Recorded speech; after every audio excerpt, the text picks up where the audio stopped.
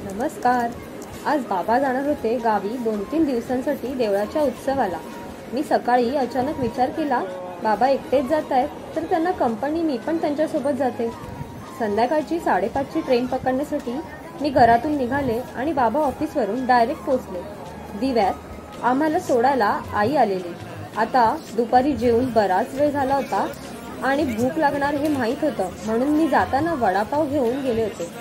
तसं ट्रेन सुटायला वेळ होती म्हणून आईने देखील वडापाव खाऊन घेतला. ट्रेन निघायला 1 तास आणि माझ्या भावाचा कॉल आला, मी पण येतो तुमच्यासोबत. फटाफट कपडे आणि इतर सामान घेऊन धावत पळत शेवटची 10 मिनिटं असताना ट्रेनमध्ये पोहोचला. आता कोकणकरांची आवडती गाडी दिवा रत्नागिरी पॅसेंजरचा आमचा प्रवास सुरू झाला. नेहमीप्रमाणे कसाकस भरलेली गाडी होती. त्यात आम्ही जागा करून वर बसलेलो.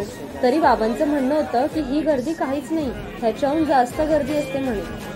या गाडीत खाली उतरायची काही सोय नाही, पण खाण्याची मात्र चंगळ असते. वडापाव, समोसा, चायनीज भेळ, सुकी भेळ आणि बरंच काही. खेळनंतर हळूहळू गर्दी कमी व्हायला सुरुवात झाली. तेव्हा जरा आम्ही वेगवेगळे बसून आईने दिलेला डब्बा खायला सुरुवात केली. आईने डब्यात मस्तपैकी चिकन रस्सा, पोळ्या, भात आणि सोलकढी दिली होती. जेवणानंतर थोडा वेळ झोपून रात्री 2 वाजेपर्यंत आम्ही पोहोचलो रत्नागिरी. लास्ट स्टेशन असून पण लोक उतरायला दरवाजावर लाईन लावून बसले होते. शेवटी आम्ही उतरलो.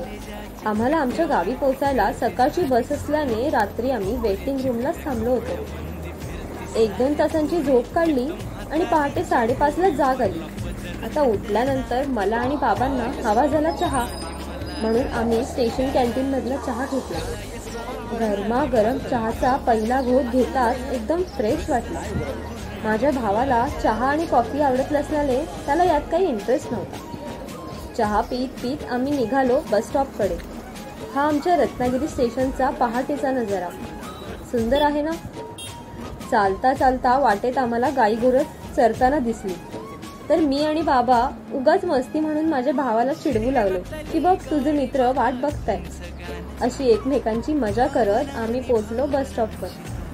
एवढ्या सकाळी बरेच लोक बसची वाट बघत होते आणि मागे ताजी ताजी भाजी आली होती. तेवढ्यात आमची बस आली. बसमध्ये चढून पटापट सीट पकडल्या. आम्ही तिघं पण वेगवेगळ्या ठिकाणी बसलेलो म्हणून थोडा कंटाळा आला, पण 1 तासातच आम्ही आमचा स्टॉप म्हणजे दाभोळे गाव आलो आणि आम्ही उतरलो. उतरल्यावर लगेच बाबांनी जाऊन सवयीप्रमाणे दुकानात जाऊन सकाळच्या नाश्त्यासाठी दूध ब्रेड विचारलं. ब्रेड नसल्याने आम्ही दूध घेऊन निघालो, परंतु अजूनही आम्ही गावात पोहोचलो नव्हतो बरं का, कारण आता अजून एक बस पकडायची होती. लगेचच आमच्या शिपोशी गावात जाणारी बस आली. ती पकडली आणि छान सूर्योदय पाहता पाहता कंडक्टरनी आवाज दिला, वाकडा फणस. वाकडा फणस म्हणजे आमच्या गावच्या स्टॉपचं नाव आहे. ते फार पूर्वी इथे फणसाचं झाड होतं, ते खूप वाकलेलं होतं, त्यावरून नाव पडलं वाकडा फणस. गावी पोहोचताच बाबांच्या चेहऱ्यावरचा आनंद बघा. दरवेळीप्रमाणे बाबा आम्हा दोघांना पुन्हा त्यांच्या जुन्या आठवणी सांगत होते. बरेच वेळा ऐकून पण पुन्हा ऐकायला आम्हाला ते खूप छान वाटत होतं. मी मध्येच शूट करण्यात वेळ घालवल्याने बोलण्याच्या नादात हे दोघं पण पुढे निघून गेले. सकाळी सकाळी या काकू बघा नदीवर कपडे धुवायला चालल्या होत्या.